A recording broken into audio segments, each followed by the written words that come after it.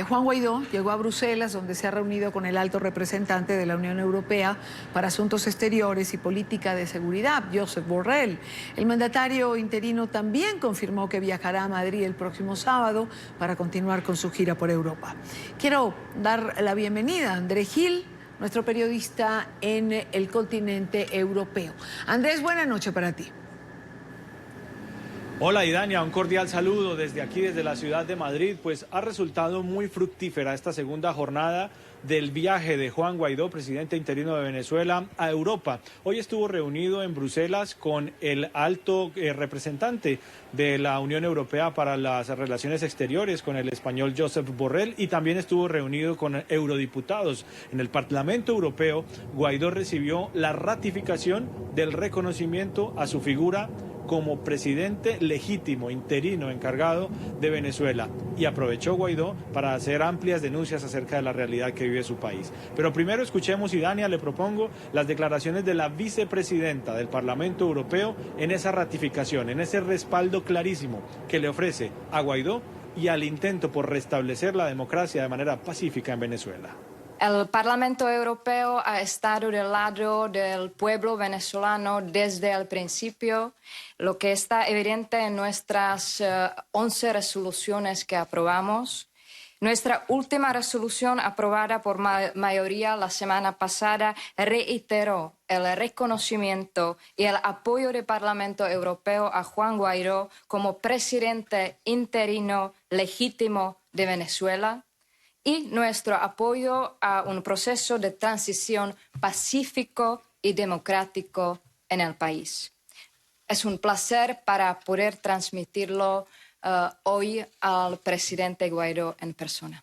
A su turno, Guaidó, como le comentaba hace unos segundos, y Dania, pues aprovechó para hacer una crudísima radiografía, para presentar ante el Parlamento Europeo una crudísima realidad de lo que está pasando en su país.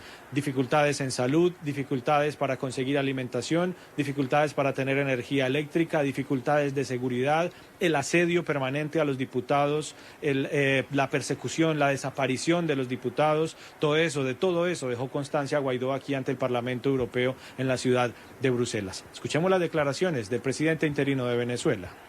Este reconocimiento es a una causa, es la causa de la democracia, de la libertad, de la dignidad, valores que compartimos con Europa, con el Parlamento Europeo, el cual debo agradecer profundamente.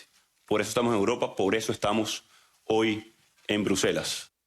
Desde luego persiste entonces la expectativa acerca de lo que podrá ser mañana la presencia de Guaidó en Suiza, en el Foro Económico Mundial, donde podrá tener reuniones cara a cara con los más influyentes empresarios del mundo, así con los jefes de Estado, con los mandatarios más poderosos del planeta, y expectativa por lo que podrá ser la visita de Guaidó el fin de semana aquí a España. Es claro que el presidente del gobierno español, Pedro Sánchez, no lo recibirá, así lo ha anunciado la Moncloa, será recibido por la canciller Arantxa González, y será para ver y para cubrir por parte de nosotros cómo va a ser entonces ese recorrido de Guaidó por Madrid, cómo va a ser el encuentro con la colonia venezolana, que en España, ustedes lo saben, es la segunda colonia más grande de venezolanos en el exilio, luego de la colonia que hay en Colombia. En fin, en NTN 24, por supuesto, vamos a continuar acompañando esta gira de Guaidó por Europa. Por ahora me despido. Que tengan ustedes muy buenas noches, y Dania. Gracias, Andrés, gracias por la información. Por cierto que el presidente interino, el presidente Guaidó, tuvo la oportunidad de hablar también de la crisis humanitaria, de hacer referencia a cosas puntuales que ocupan su atención y que muestran de alguna manera lo que padecen los venezolanos. Son 7 millones de venezolanos hoy en emergencia humanitaria compleja. A esta hora el JM de Los Ríos, el principal hospital pediátrico de Venezuela, no tiene agua a esta hora para tratamientos médicos, para tratamientos oncológicos pediátricos o simplemente para atender una emergencia. Estoy aquí hoy en nombre de esos venezolanos que no tienen voz. En esta parte del programa quiero saludar a Eric Langer, él es profesor de Historia de la Universidad de Georgetown. Eric, bienvenido, gracias por acompañarnos, buena tarde. Es un placer para mí. ¿Cómo se observa en la distancia esta gira del presidente interino de Venezuela? Bueno, yo lo analizo de esta forma, que El presidente pues está tratando de incrementar la presión internacional otra vez sobre el régimen de Maduro y tratando de aumentar en términos de que haya más sanciones contra los jefes de las pandillas y de los militares y todo eso. Y creo que es muy urgente que lo haga porque en ese momento Venezuela ha desaparecido, digamos, de la pantalla. Lo que más se habla sobre Bolivia y otros lugares, pero ya no tanto sobre Venezuela, como ya es una situación crónica. Pero lo crónico no quita la crisis, ¿no? Ese es el asunto y creo que está muy bien que el presidente interino vaya y esté difundiendo justamente esa información para que vuelva a primera plana. Es decir, ¿era necesaria esta salida un poco apresurada quizás del presidente Guaidó para poner a Venezuela nuevamente en la agenda internacional? Sí, yo creo que es necesario todo el tiempo y más bien el problema con lo que ha pasado con los escándalos entre la oposición y todo eso también, que es algo que de alguna forma hay que otra vez mostrar la cara y una cara positiva, digamos, de mostrar que sí hay solidaridad, que la oposición no está dividida, que más bien la asamblea funciona, que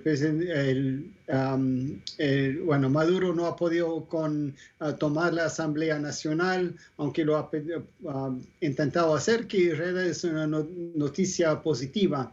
Y al final hay que, yo creo, apretar y seguir apretando contra el régimen para que se pueda por fin ver un futuro más mejor para Venezuela.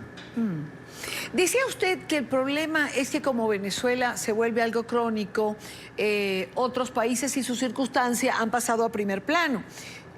Tengo que preguntarle, ¿corre el riesgo Venezuela de que le pase como a Cuba, por ejemplo, que se vuelva parte del paisaje? Yo creo que el régimen de Maduro está apuntando hacia eso, ¿no? Que es ahora, creo, una guerra de persistencia, a ver quién puede más, quién puede aguantar más y hasta cuándo. Y evidentemente Maduro tiene muchos factores en su favor. En primer lugar, todavía tiene el apoyo de la mayoría de los militares, por ejemplo, de la cúpula. Tiene el negocio del oro en particular, de contrabando. Y también tiene lo poco que existe de PDVSA todavía en términos de producción. Obviamente lo de la compañía y quién es dueña, pero allá el problema también, entonces, quién es dueño de todas las deudas que tiene PDVSA, que todo es un asunto muy importante también, que el presidente interino está tratando de que no cobren. Mientras tanto, es una situación muy complicada, pero más que todo tiene que ver, yo creo, con persistencia. ¿Quién aguanta más y hasta cuándo?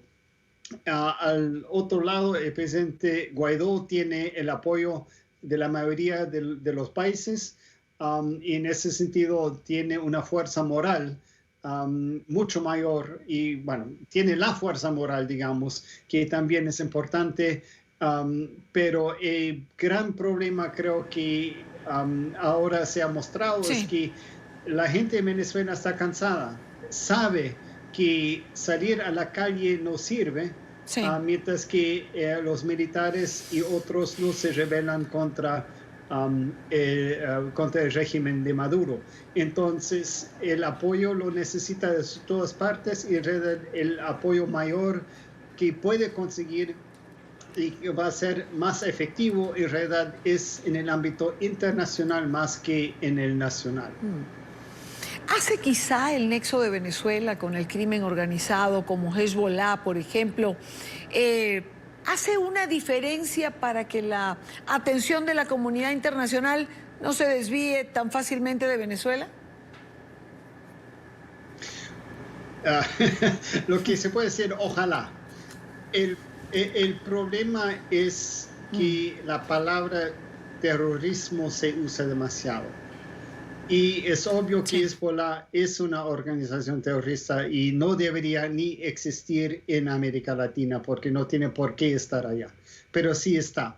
Y además está las FARC, ELN, todas las mafias del contrabando de oro, todas esas cosas, obviamente ¿cómo se llama?